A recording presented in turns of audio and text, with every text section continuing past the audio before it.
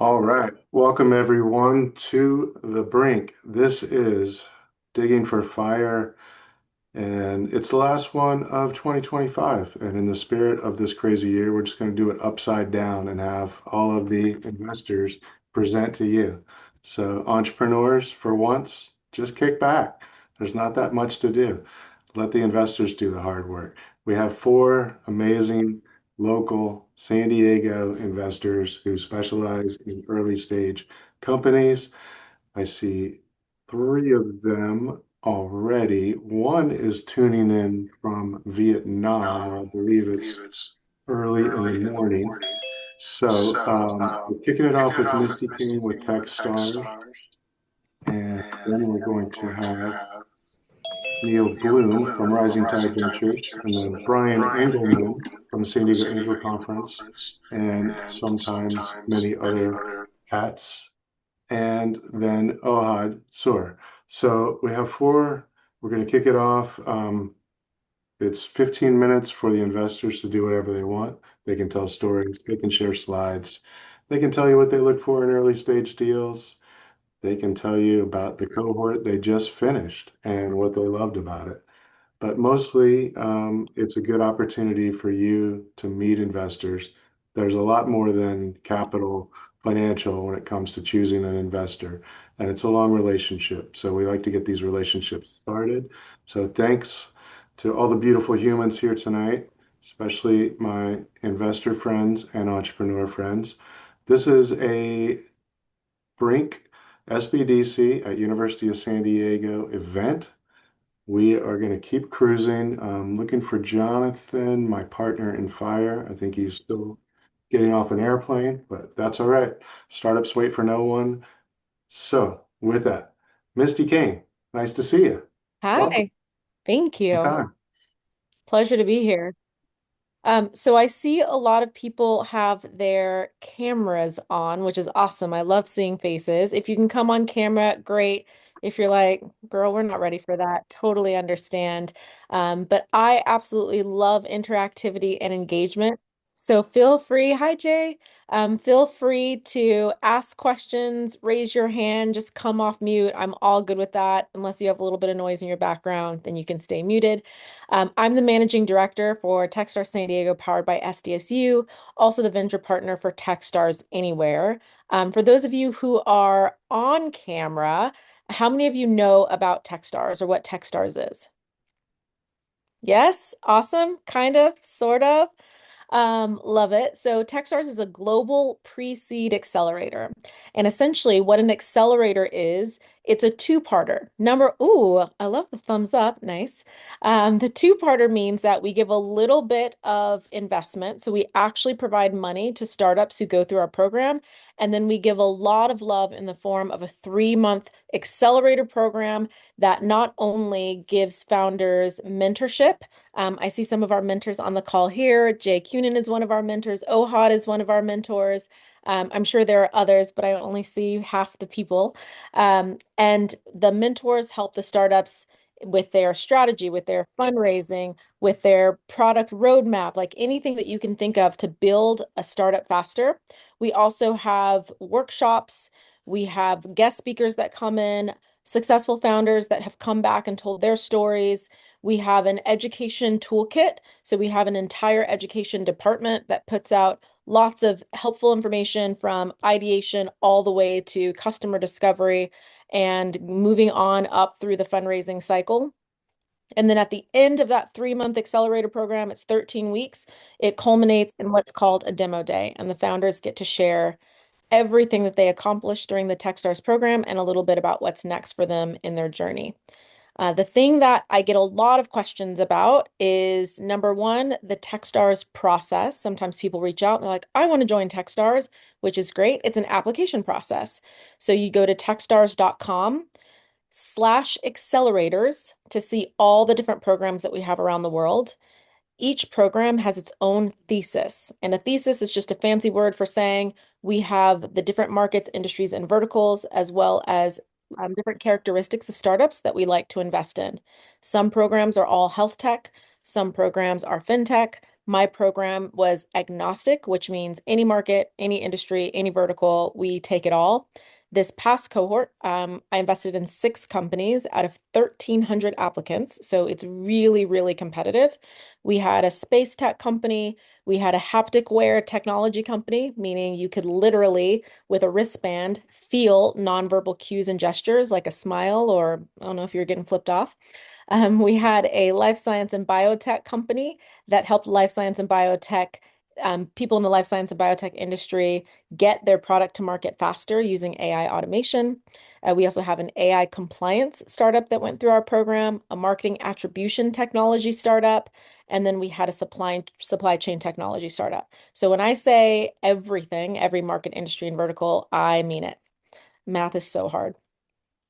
The other thing that a lot of startups ask me is, how can I stand out if I'm applying? Like, what does that look like? And the thing that I want you all to remember is that when you are looking for investment, so if you are building a startup and you are looking to connect with an investor, you absolutely need to build a company that an investor can close their eyes and easily see as a $250 million a year revenue generating machine. If you are building a company that is like, oh, we're going to make a little bit of money, that's awesome. Please go do that. There is absolutely nothing wrong with a lifestyle business. Who here is like, oh, $10 million, I could live on that. Yes, 10 million. None of you? I see no hand. I like the Okay. high standards. I like the high standards. Okay. Okay. Perfect. High standard. I don't mind high standards. I think that's great. But for anybody who's like, ew, lifestyle company, I'm like, $10 million is now a bad company. So lifestyle companies are great, but if you are going after someone else's capital, if you're going to someone and saying, "Hey, give me between 250,000 to millions of dollars," that person could take that money, stick it in the stock market. Where are all my finance people?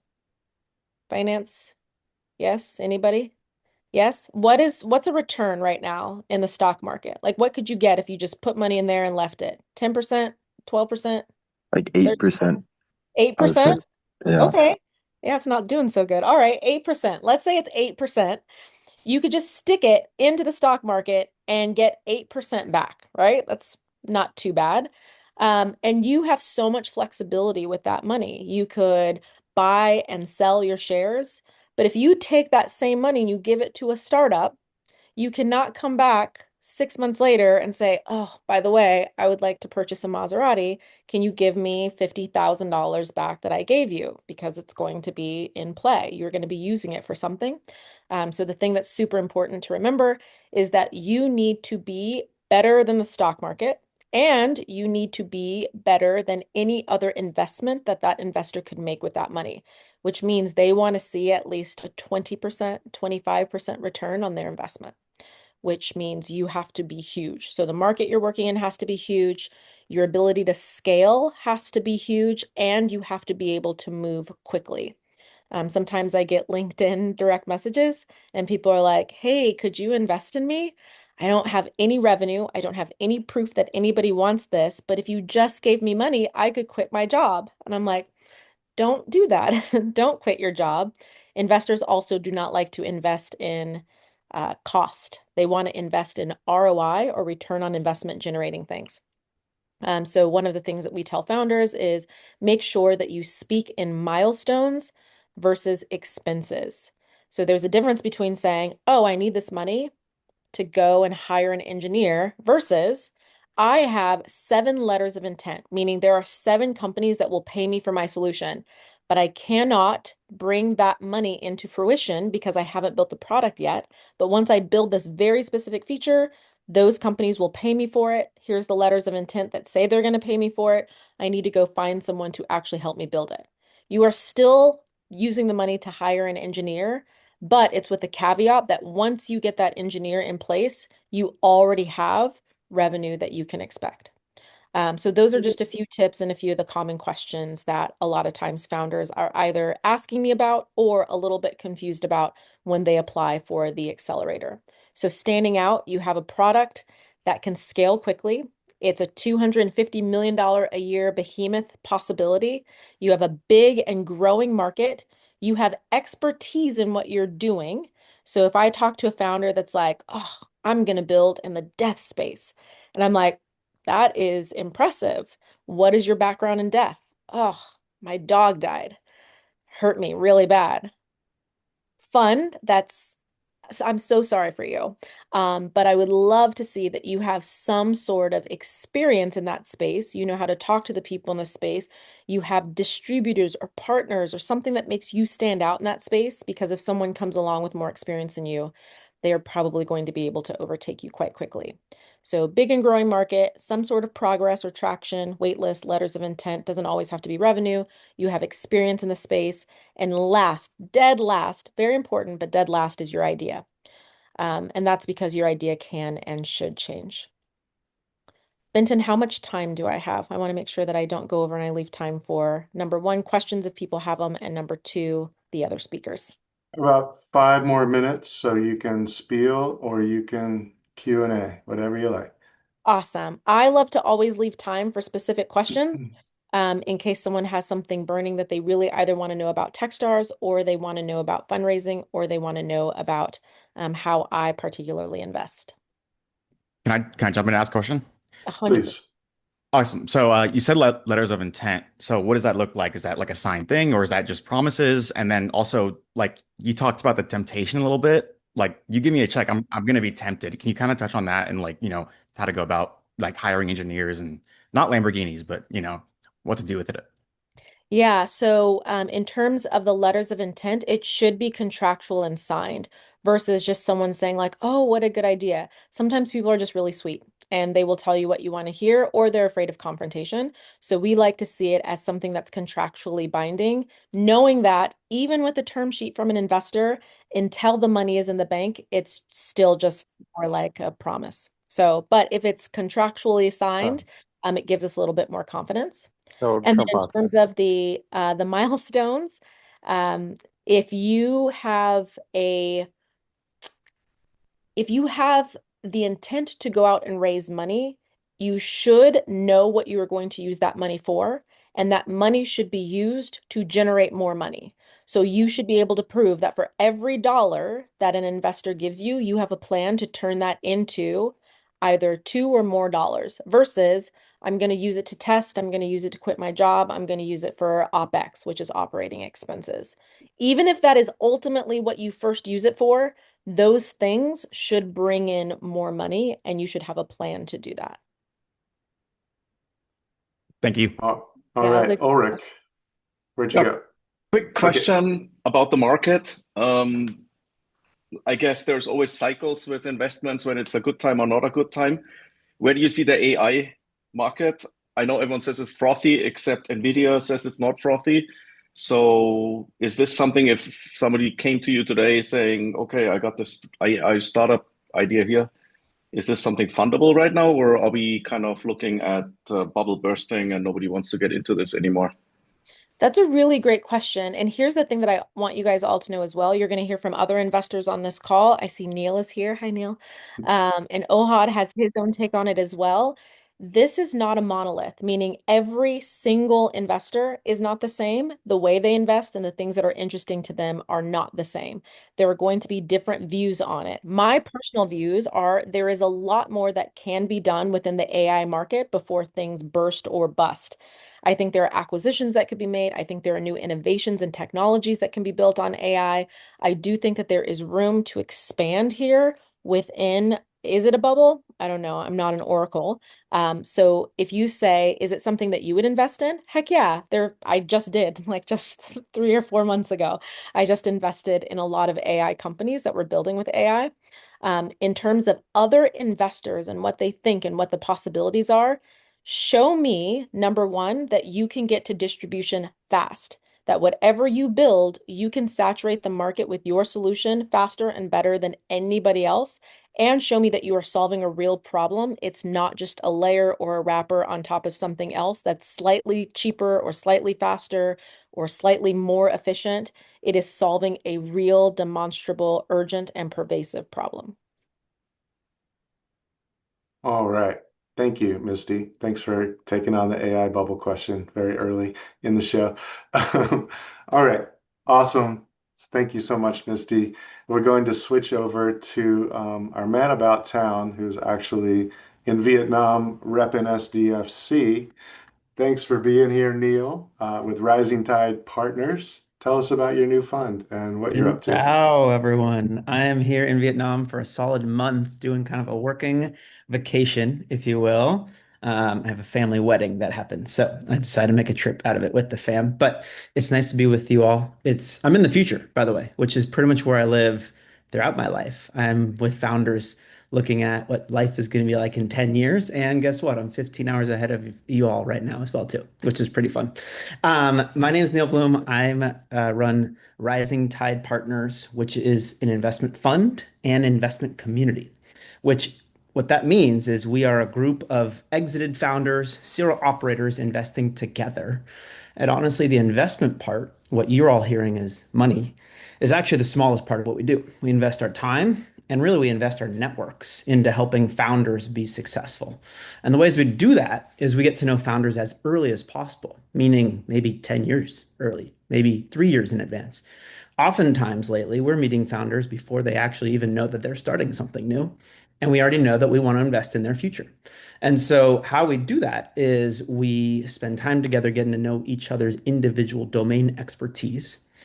When a founder comes to us with an investment opportunity, we already know, does someone in our group have subject matter expertise in that?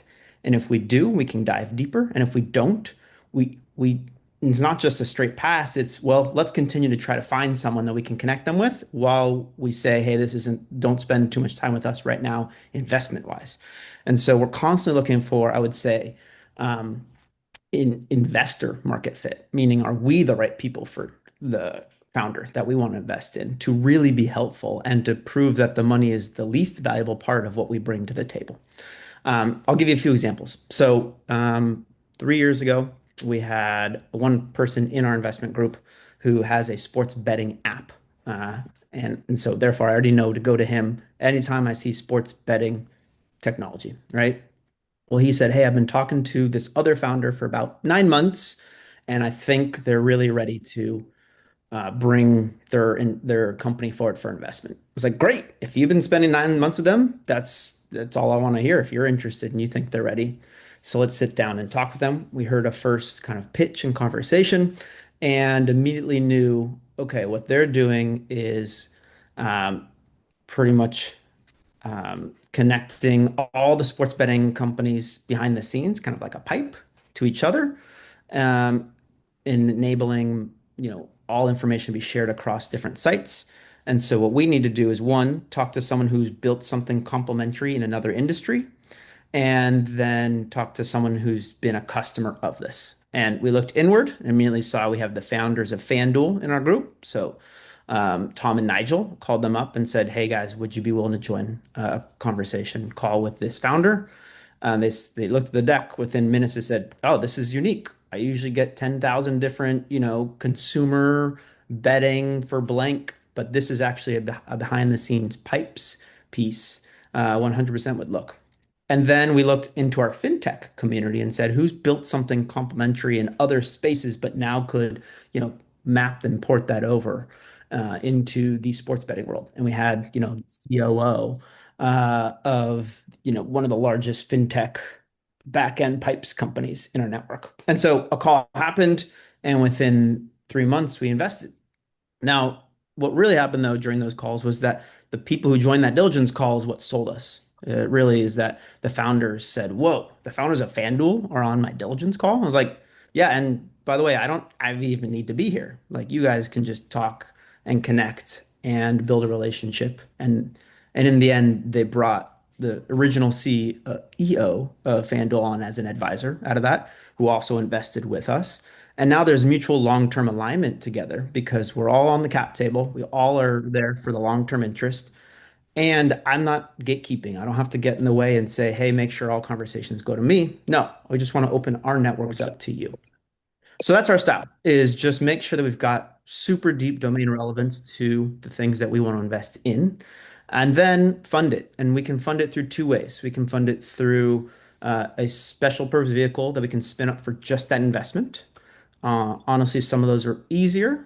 if they're non-VC like deals. We've done some consumer deals like that. We invested in Possible Foods and things like that. Or we have a fund where the fund can invest, and it takes a little bit of less of it's quicker to invest, but it has a high hurdle. It's got the VC mentality that Misty explained that it has to make sense for, meaning the entry price, the valuation matters a lot.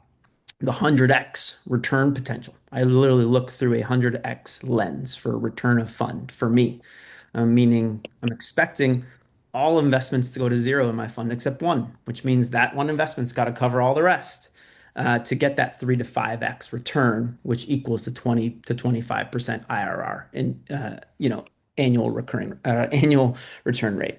So those are the two differences of how we look through things and how we invest. Right now, we've done just this fall, I think we've done 4 special purpose vehicles. Just that means it's a direct investment. We create the LLC, people in my group join it, and we write one check to the company. We're averaging about 300,000 per investment right now in those.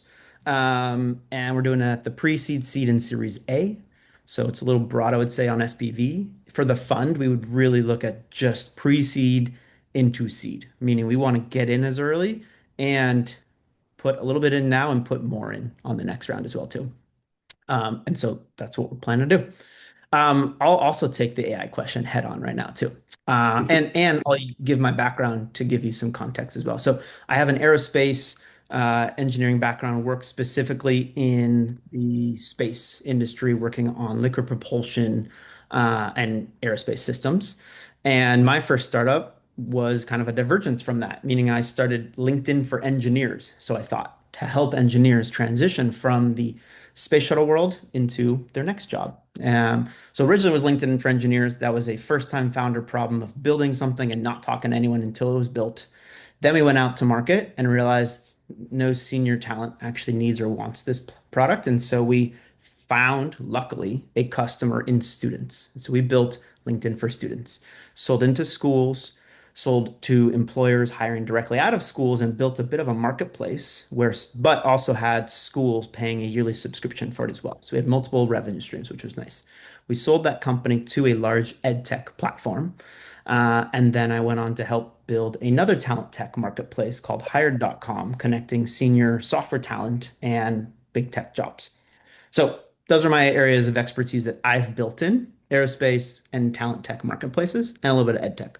I've obviously spent the last 10 years investing in a lot of software. And I think generative AI has really reduced pure SaaS, if you will, as hard to invest in from a venture capital return perspective. I believe it's investable, but not the big $100 to billion worth of capital needed to bring SaaS to market anymore. Now, AI specifically, I think the hard tech part of AI, the models, the energy systems, the whole infrastructure, that is a VC hard problem worth solving, meaning it needs venture capital. But I think anything that's just pure software for blank industry, anything B2B, it's really hard to get your big 100x return out of it anymore. And so I don't spend that much time looking at just that. I'm looking at all the hard stuff. And so big picture, I think venture capital is meant to solve the things over the horizon, the hard things. And I think software is no longer hard. And I'm thankful for that. I think that's a great thing. I think I'm really happy that AI has democratized that to a certain regard.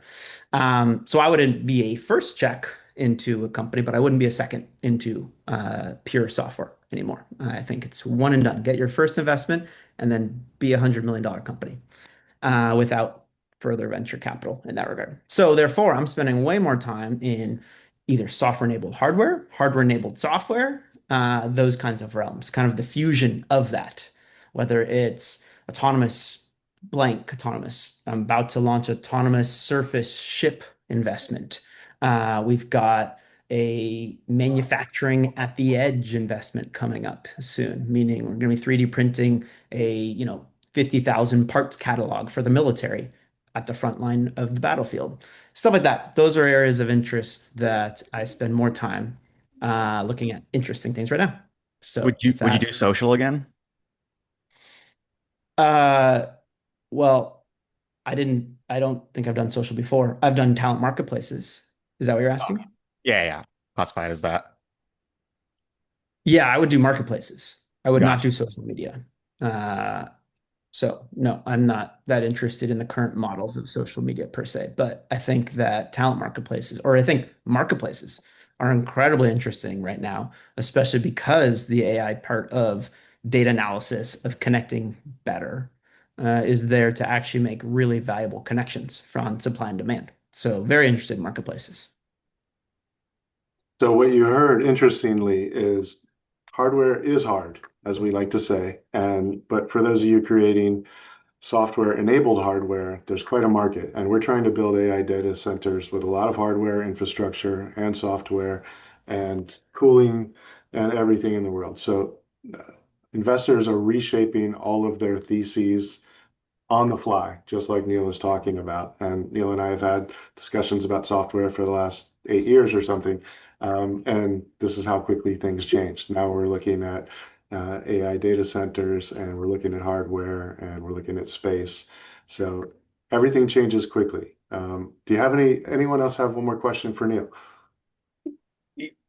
Yeah, I do have one question, which is related to like the distribution and help with like go to market. Like you kind of mentioned that like the network, how to bring the network in. Like if you're when you're a founder, obviously your strength may be in certain areas. You might be looking for actually help on other areas that the network can really help with. Any advice on how to think about that and approach that? Yeah, it's a great question, especially one for someone like me who's built talent marketplaces, which is all about building uniqueness in talent. I heavily look at that in my founders, right? So I look for one, a self-awareness of your superpowers and the things you like to do, and then the things you're not good at and the things you shy away from, right? Hopefully you've done that and then recruited a co-founder to fill some of those gaps. If not, great, start now. Then you're building a bench or a digital bench of your dream people to surround you with to fill in your other gaps. Meaning, if you're two engineers, okay, who's your first immediate hire to do go to market? Do you have a full advisor team of all go to market? What have you already started testing go to market? Right. So I'm looking for your own self awareness around this. I'm going to assess it in our first meeting immediately, right? And then I'm going to start looking at, all right, who are the people I should help bring to the table to assess that they're doing the right things around this. And so that's pretty much how it starts in kind of a very natural conversation around that. I've got a few founders that I constantly see that they need continuous sales help, whether it's go to market or just partnership strategies. Constantly thinking about them when I'm meeting other people out in the world that I could connect them with. And so, yeah, I'd say it's self-awareness one, and then know what to ask for two, and then we go fill those gaps. Okay, great. Thanks. Thank you. Hmm. All right, I think we have time for one more for Neil. Yeah, I had a quick question. In terms of the fund that you kind of put together, what type of verticals are you guys looking at? And also, for the people at the pre-seed stage, what does the typical valuation look at, and how do they get there? If there's any metrics that are common amongst them. Yeah, so we are open to all verticals, anything that we have domain expertise in. So that's why I say pretty broadly, agnostically, software-enabled hardware or hardware-enabled software because it touches everything. We've got diagnostics in healthcare, and we've got aerospace planes, we've got sports betting tech. So I would say there's not any one vertical. I would say one area we don't probably have the least density in is bringing a therapeutic to market, not an area that we don't do a ton in, but pretty much everything else, we've got subject matter experts within our about 500 person LP group. Um, Metrics we're looking at. So yeah, we at the pre-seed, I'm expecting you're still pre-revenue or already testing it, and so not as much as a static look. I'm looking more for a over a certain period of time. What are your milestones that you're looking at, right? So if you tell me, hey, within 3 or 4 months, we're gonna be live with our first customer, then great. You just gave me 3 months to sit and watch and see what you're gonna do, and did you do the things you're gonna say? In fact, it's why I love being a part of Techstars because I get a start and end point where the founders on day one say, here's what we're going to do in 3 months. And I can say, great, I'm going to come back to demo day and see if you did that. And in fact, other years, I have founded those founders when they hit those milestones. It may have taken longer, but that's okay. I sat and watched and I checked in and I saw the progress. And so I'm actually more interested in you setting your milestones and seeing how you operate as opposed to just a static, we did this thing, we are here. I'd like to see it over time, especially if I'm going to be with you for the next 10 years. I want to know how you operate and I want to know, what externalities we can add to change that, hopefully speed you up or have more success. So I would say it's a very dynamic aspect there, if that's helpful. Sounds good. Yeah. Thanks, Thank you. Neil. One quick one Yeah, from it's not Malia. working. Yeah. It sucks in just 2 days. I think it's been. Okay, thanks to Malia. Yeah. I just had one quick question, specific to the role of story playing. I know you said you're pretty interested in different like AI native or powered startups. And I'm just really curious about how you've advised different startups that you're collaborating with in terms of like communicating their value proposition very succinctly, and like very crisply, I guess, if you say, just because there's so much in terms of like the rise of consumer testing and consumer adoption for AI products specifically. So I'm mainly just interested in like the storytelling aspect and the communication when there's so much noise around AI powered solutions. If you Yeah. have any say in that area. Just clarification, I'm not that interested in pure software, right? I'm interested Right, in the hard tech side of AI. right, So I would say a consumer AI for, making new 8-second videos with your face in it, pretty little interest whatsoever in that. right. But the areas that I'm interested in, the hard tech stuff, is I want to see demonstrable, um, real impact over time, right? So here's where we are, here's what's unique and different about us, and then we're proving it. So I want to talk to a customer if that's what you want me to do. I want to, see it over time. So I would say the storytelling piece is not just here's how we're different. It's proving it and then showing the customer delight. And if you can, customer pay like actual dollar signs, credit cards, right? Some sort of prepayment if you can't go live yet, or some sort of actual currency that shows there's real interest and demand. But that's a whole deeper conversation around storytelling, I would say. But that's probably what I'm looking more for is like real demand over storytelling demand. Got it. Thank you. I was just curious on your take, but I appreciate it. Mhm. Neil Bloom, thanks a million. Really Thank you guys. appreciate you tuning in from Vietnam. Enjoy the pho, and we'll see you back soon. Cheers. Okay. Thanks, guys. Appreciate it. Looking forward to meet you all as well, too. You know. Okay, next up on the investor roundtable, we have Brian Engelman. Here I am. So Yes. the talk that I had prepped actually touches on those last two questions a little bit. So hopefully it won't be too much repeat and it'll be interesting kind of getting a different point of view. First of all, I'm honored to be here.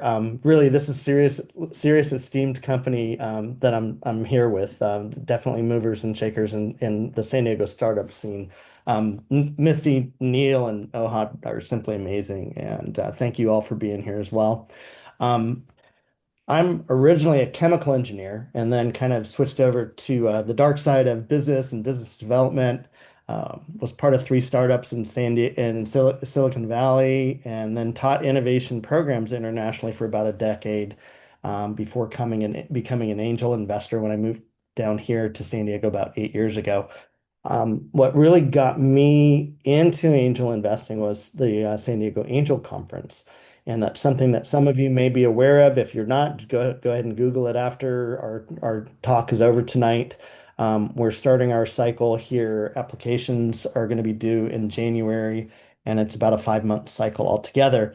And while it is about providing investment to our startups, and it doesn't have to be here in San Diego. There's probably a little bit of a focus just because we are the San Diego Angel Conference, and that's being sponsored now by San Diego State University. It spent about 6 years at USD. Last year, switched over to SDSU. It's sponsored by the Levin Entrepreneurship Center. And like I said, while we do award money, typically to the tune of 300 to $750,000 each cycle. What we're really doing is we're training up new angel investors. So there's more money out in the ecosystem for all of you. And I kind of got hooked. I didn't really consider myself an angel investor. I had done some friends and family work before that. But San Diego Angel Conference proved to me that no, I could be an angel investor.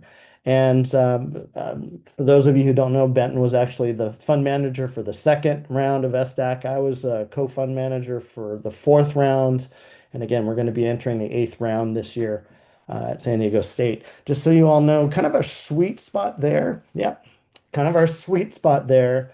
We're looking for companies that are typically in the valuation range of 2 to 10 million. And again, sweet spot, not exclusive, everybody. All right. Typically raising somewhere in the neighborhood of 200,000 to 2 million. Need to be, as you heard 100x, don't be too afraid of that. But the reality is, you need to be able to show a minimum of 10x in 3 to 5 years, right? The more the better, the more realistic the better. Yes, I understand different industries have different needs and take longer. Biotech's gonna take a lot longer than SaaS, but you're also gonna have to show a higher return. So, and it's amazingly a lot like for me personally, and I would say San Diego Angel Conference is a lot like Rising Tide Partners. Um, First of all, both of us are really technology agnostic, right? I don't have a particular thesis. I'm not focused on SaaS. I'm not focused on bio. I think in many ways, I personally treat my angel investing the way I do my more traditional financial investing, and I try and diversify. And I'm certainly invested in AI companies, but I'm not one that's going to go all in on AI.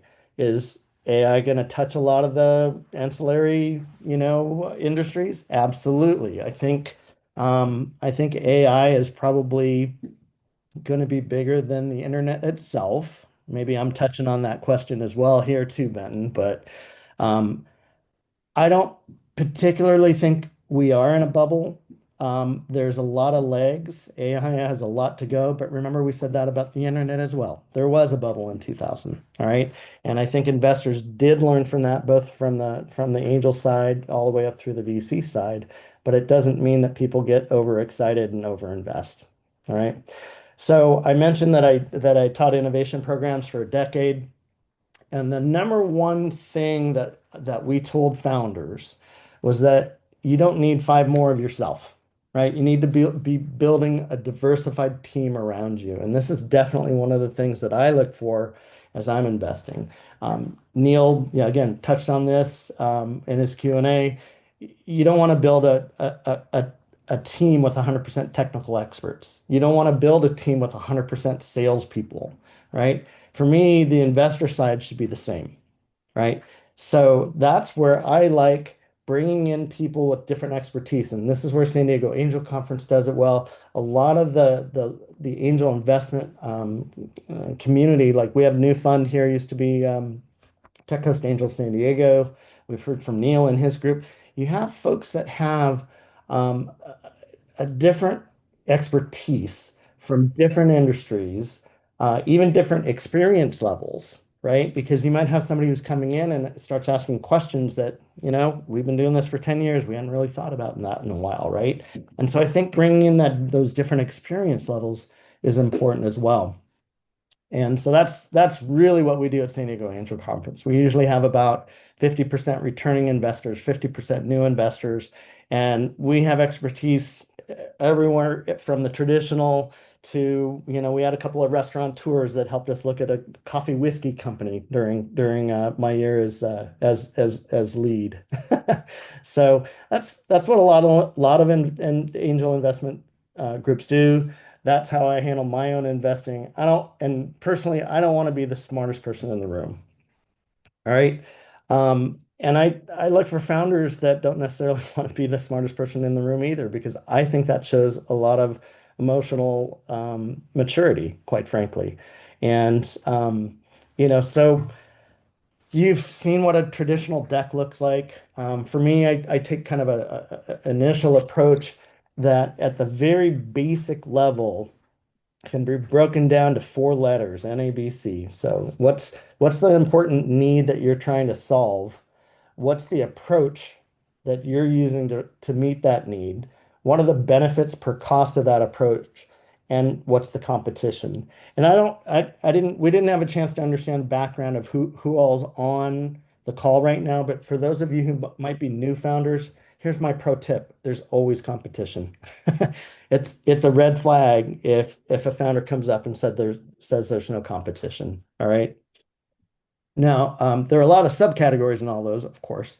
And again, you've seen the 10 or 12 slides that you're supposed to have. I'm not going to bore you with that. But things like business model, intellectual property, exit strategy, they all have a place within that structure. And the thing I like about NABC is once you've developed your 20-minute presentation and you're trying to do a 5-minute pitch, you're not trying to just talk 4 times as fast, right? You've got to cut out and get down into the basics. You think about that 1-minute pitch, right? That's a little bit easier because you know you're not fitting everything in. But if I told you how many pitches I've heard that sounded like the old FedEx guy who talked about a mile a minute, I'd probably be rich just on that. And listen, if you talk to 10 people, it's very likely you're going to get 10 different opinions on your presentation. And one of the things that's really important as a founder is to really be able to work through that feedback and decide what actions you're going to be able to take and do it in a short period of time. Okay. I like working with founders that can move fast. It isn't about perfection. That's one of the things that kind of gets vapor. A lot of founders get vapor lock on perfection. When you're starting a new company, it's about getting your product or service into the market and doing it fast. It's okay to go out and play in traffic. I mean, that's what I encourage you to do. Get that customer and market feedback, start making some rapid iterations. Are you going to get bruised every once in a while? Yeah, but at the end, you're going to learn where you need to move fast and not to get run over, right? You can't learn from the market if you stay in the lab. All right. That's probably that's probably about half my time there, maybe a little bit more, Benton. So let me go ahead and stop and open it up to everybody. Well, first of all, I'm going to pause and record this zinger. You can't learn from the market if you're in the lab. Is that what it was? Yeah. I love that. You can't learn from the market if you stay in the lab. Yep, get out of the lab. I love that. And I know Misty and Neil do too. And Ohad, because we talk about these things all the time. Customer discovery. All right, let's have some questions. Thanks, Brian. Hey, Brian. Okay. Sorry. Brian, hi, this is Robert. Yeah, Hey, Robert. just good. Thanks for that lab thing. I just came from the lab. I'm not, and I'm not dissing the lab. Research is important, but you're not going to learn from the marketplace there. I feel this big right now. But I was interested. You're talking about the San Diego Angel Conference, and did you say that applications are due January or open January? They're due. I'm not sure that they're open just yet. Usually we wait a little bit later. But they may be due in February. We've been shifting the cycle a little bit. But what's really cool about that application is that it's going to go up on a platform that's basically yours. Okay. It's not like a static application. It's a live application. We use a platform that not all, but a lot of investors use. And then that's something that you can share with other investors. So the time that you invest in that isn't just for SDAC. Mm-hmm. Great. Because on the website, I noticed it says February 26 it opens. Yeah, I think we did shift it this year. So something to look forward to, or yeah, look for that. Sure. If you haven't already, you can sign up on the website, provide your email. You'll be provided all of that detail, but there are also a lot of dates that there are mixers that we put together. So a lot like what Benton's done here, putting investors together with the founders and their teams. There are a lot of learning opportunities, educational opportunities as well along the way. Beautiful. Thank you. Wishing you a Merry Christmas. Thank you as well. Cheers. Thanks, Robert. Also, Uh, hello.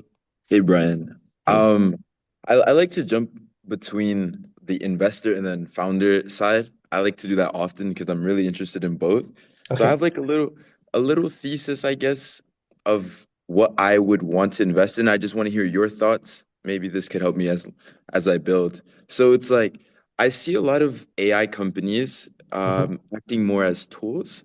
So it's something that maybe a business can integrate or like someone could have maybe as a consumer. But I see a let's see a gap or a problem with it is just when you are a tool or you're helping assist the process, you're not owning the full suite of things. Meaning, I feel like you're able to really easily fizzle out, like a replacement will just come by. So I just want to know maybe your thoughts on that. Yeah. Let me make it generic if you don't mind. AI is tricky, just like software is tricky. Right? It's like, you don't really patent it because then everybody knows and blah, blah, blah, right? But that is one of the things that any investor is going to ask you, right? Is how are you going to protect this from others?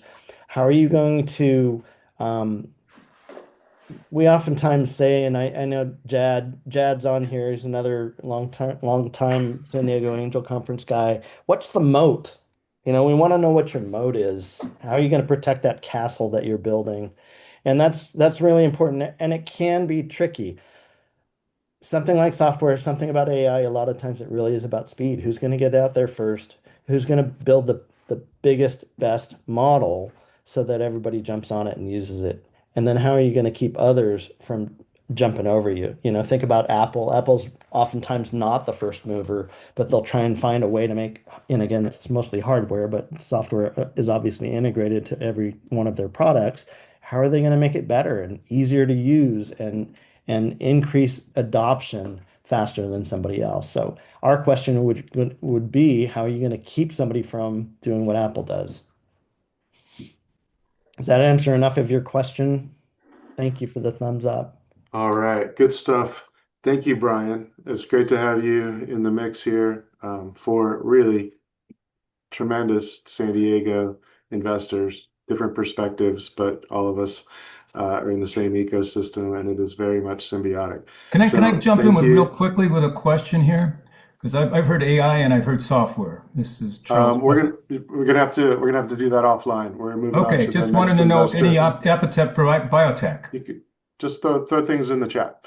Okay, next up is Ohad Sur with Venture Forward Capital. He's had this actually on his second fund right now. He's had a big exit in the first fund. So Ohad, tell us what you're up to. Tell us what you look for. And if you have comments or questions for anyone, throw them in the chat. We can multitask here.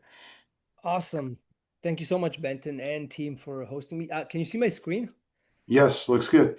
I'll just walk through a presentation. Of course, I have to be different, but more seriously, just a few slides about the fund. I mostly want to talk about any interesting companies that we're focused on and some insights for the audience and for the founders here. So very briefly, this is me and my partner, Mike. My background, I'd like to say previous professional background, jumping off of airplanes in the military. Doesn't have to do with anything that we're doing today, but really I was the generation that maybe grew up with the internet back in Israel, came to the US for my MBA, joined Google, had a fantastic time there, thought that I knew everything after 5 or 6 years at Google, then joined a startup here in San Diego and learned that I don't know anything about the startup world.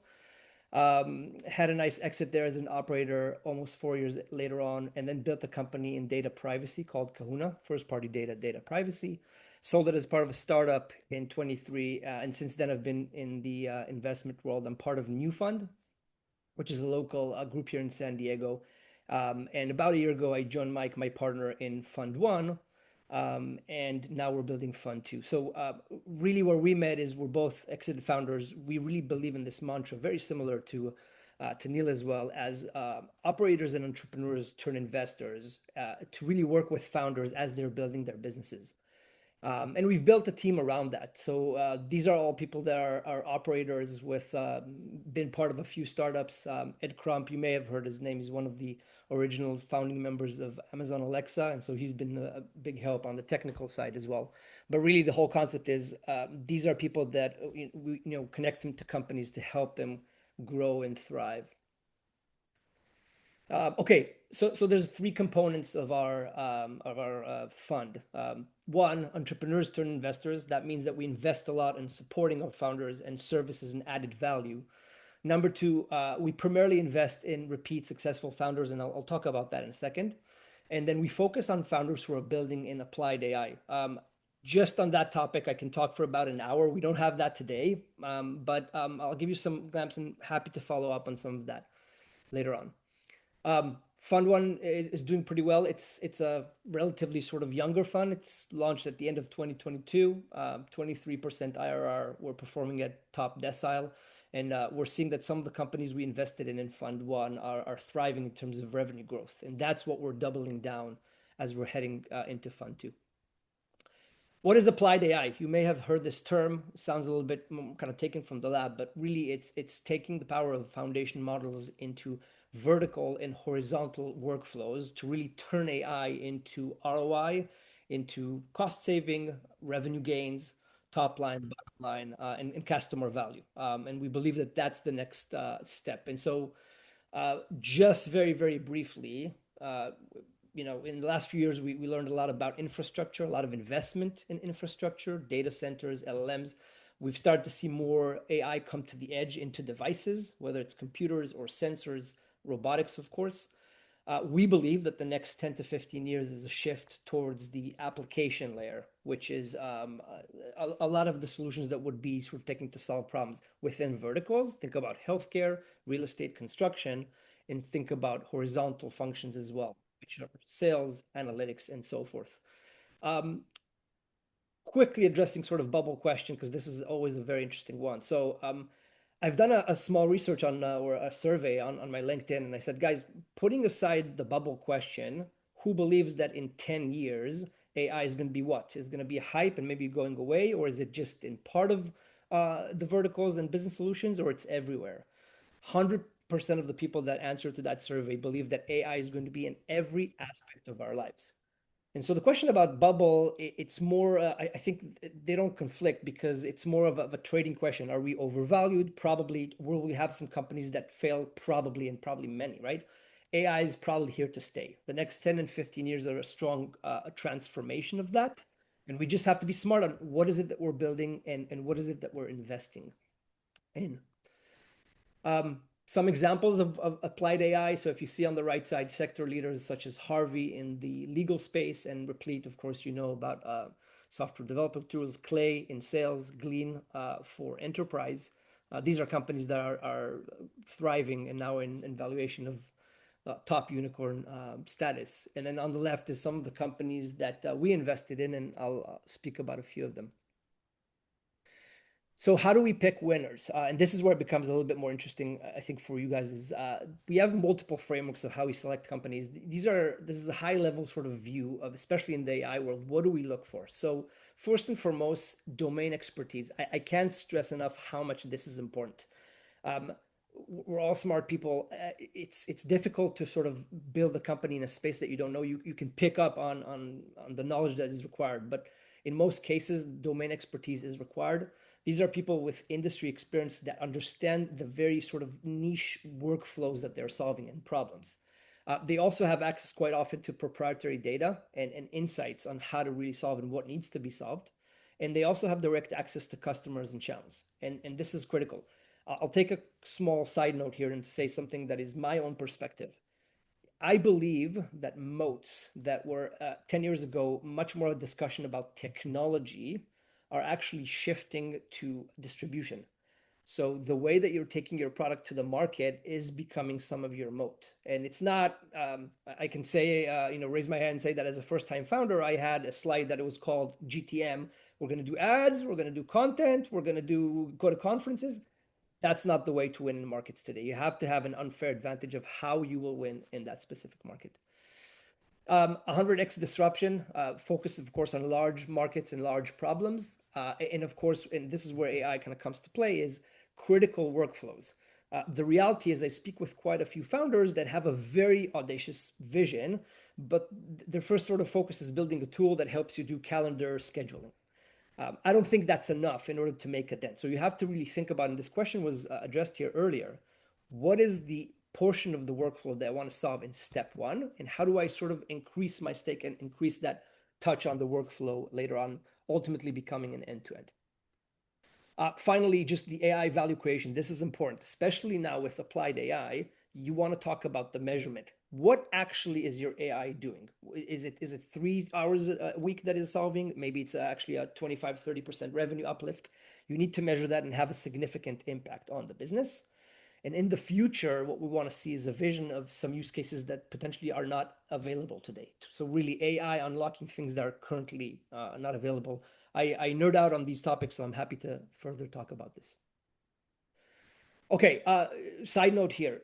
As I said before, we usually invest in serial entrepreneurs. We've looked at data to show why serial entrepreneurs have a higher probability for success. There's nothing wrong with being a first-time founder. Again, raising my hand and saying, I was a first-time founder. I had to checklist every single mistake in the book. And there's many things that I would do differently in the second endeavor that I had and then following that. And so it's great. Start early, go through these experiences. You'll learn a lot. From an investment perspective, we usually invest in these second-time founders. Both of us are part of a group called PEF, Post-Exit Founders. It's about 5,500 founders globally, 35 chapters, and just a lot of talent and deal flow that goes there as well. Some of the companies that are mentioned here, CrowdStrike, GoFundMe, Instacart, and so forth. Here's a few companies that we invested in as part of Fund One and quickly kind of showing you examples. Trexity is an AI-powered local delivery, what's called last mile delivery. They're actually a Canadian company. We were blown away by how much traction they gained in a very short time frame. They're finishing this year with about $11 million and a Series A that is just lined up for them in Q1. So really excited. Medida, and actually news from today, I just added that lower the line below there. They just announced their raise. We invested in them at the end of Q4 24 with zero revenue. This is a multi-time founder that said, I have a very specific idea and customer that I know, and they're at $3 million about a year later on. So that's a huge growth. And so what they do, which is really interesting, is they use AI for measurements for in-house sort of installations of windows and doors. If you have a window to install or a door and you went through that process, it's agonizing for both you and the company. You have to there's a salesperson that comes, and then there's a measurement person that comes, the whole process there. They use computer vision to basically do all the measurements and send it back to the inventory management to make that process efficient. And so they have a lot of room to grow in a very exciting company. Cypher uses AI for insurance and just recently closed another deal that would take him to that next level. So they're growing. And then iPop, I think a lot of you may have heard, Andy Ballister, the former founder of GoFundMe, and Brad Chisholm, who sold the company to Google, have teamed up to build a platform for computer vision. And they're here local in San Diego. So very, very excited about these companies as well. Okay, what do we give to founders? So how do we help? So as I mentioned, our whole concept and philosophy at Venture Forward Capital is we're entrepreneurs turned investors. We focus on adding value there. It could be on the talent side. It could be on stepping in when there's problems as operators to solve, hey, my CRM has, I don't think it's efficient enough. I don't think my sales process is good enough. How should I redesign my org as I'm growing? Can you help me with fundraising? All of these things are things that we step out as founders. In fact, we spun off a year ago a company called Function, which is a fractional CFO services. And part of what we do is we step in to help founders as they're getting ready for their next round. One of our companies had some issues and had to let go of their CFO. And so we had stepped in to really help them solve it. They were blown away by that services. This is very important. I think this is how we build our reputation and brand in the market.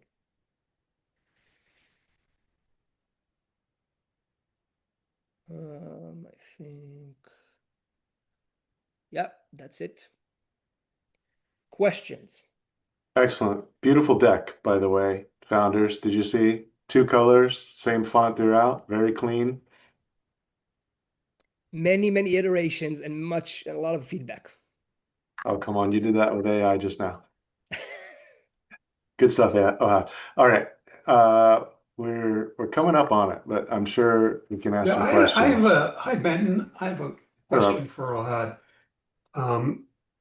You had a great definition on one of your slides for applied AI.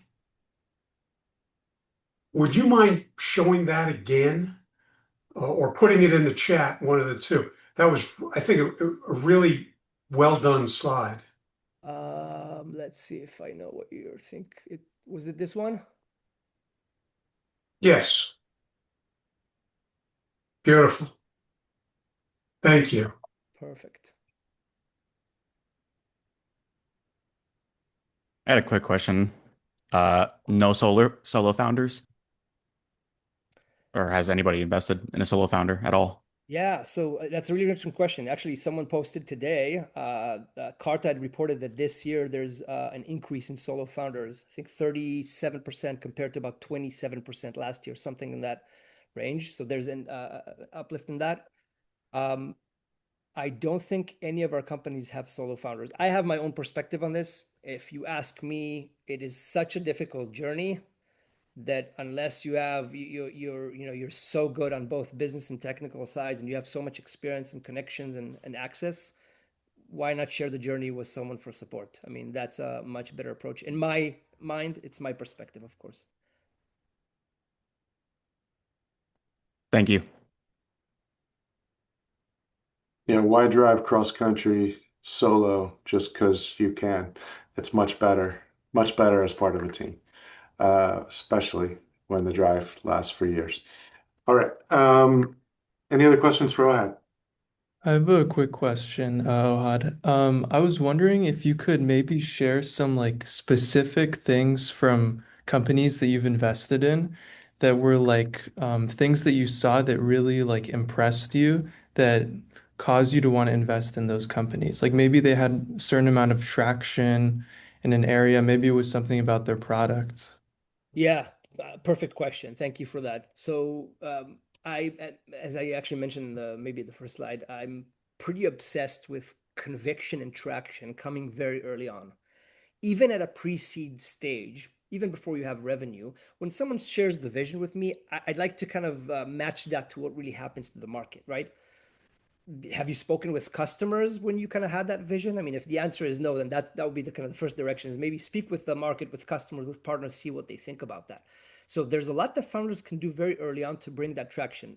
Misty mentioned LOIs, right?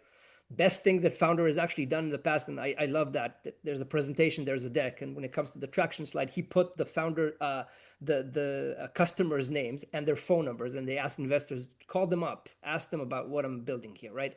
That's the best way to get that conviction. So traction to me is very important. I want to validate that early on. The second thing that very much impresses me is that deep domain expertise, which is you're building in a space, it has to sort of tie in, right?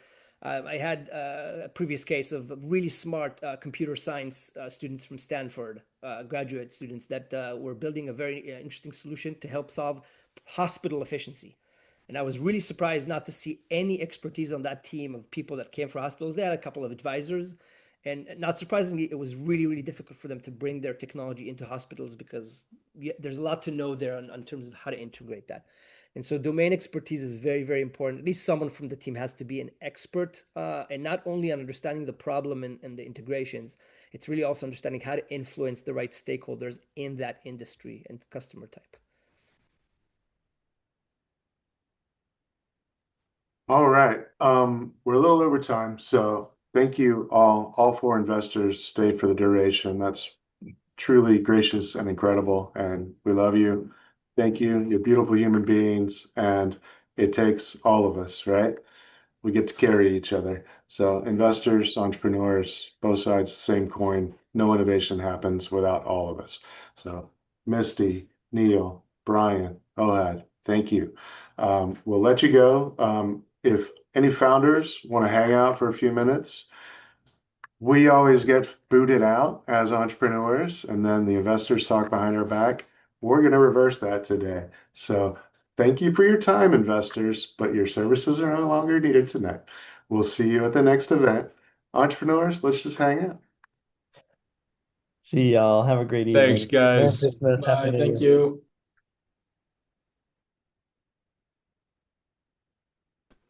Thank you so much, Benton. I really learned so much. That was awesome.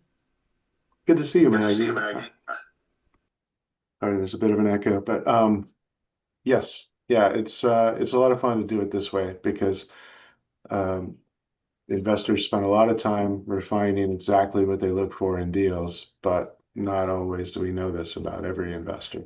And the most important thing for an entrepreneur is to meet an investor and start the relationship. And you just did that tonight. Whether it's a match, whether you're going to have these investors on your cap table in a couple of years' time, we don't know. But it always starts with, as you know, a very short conversation. And you heard four different investors, four different perspectives. All of them said they invest in people they believe in, right? So we're always looking for those tenacious founders. That's why we call this show Digging for Fire. The fire is what drives really good founders. And it's hard, it's grueling, right? No better job than being an entrepreneur, but no more difficult job. So these are investors that get it. A lot of them are exited founders themselves, like me, and that's why we do this. So it's a good, easy way to get a lot of people FaceTime with investors, and then investors are always out raising new funds, looking for new companies. So it makes a lot of sense to do it this way. So thank you for coming out, and congratulations on all your traction, Maggie.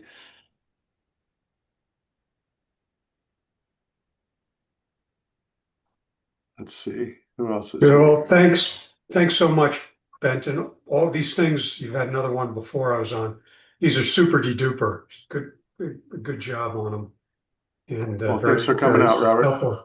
With pleasure. I'm going to sign off now. Wish you a Merry Christmas. Happy holidays to all. Happy Christmas, Robert. Cheers. Cheers. Yeah. All right. We'll call it a night. Great show. Great stuff. Thanks for coming out. This will be recorded. If anyone has any questions for me, just reach out. I'm easy to find, I'm at the Brink. The whole Brink is here to help entrepreneurs, help innovators like yourselves. So just come out. We'll have a ton of programming coming in January. We have the ACE pitch competition. Then we have Brink pitch prep for 5 weeks intense training for the SDAC application. Then when the San Diego Gainesville Conference starts in March, we'll have Lean Essentials Sprint again in the spring, SBIR workshops. We got a whole lot of fun stuff for you next year. All right. With that, good night. Thanks. Keep Thank you. building. Cheers.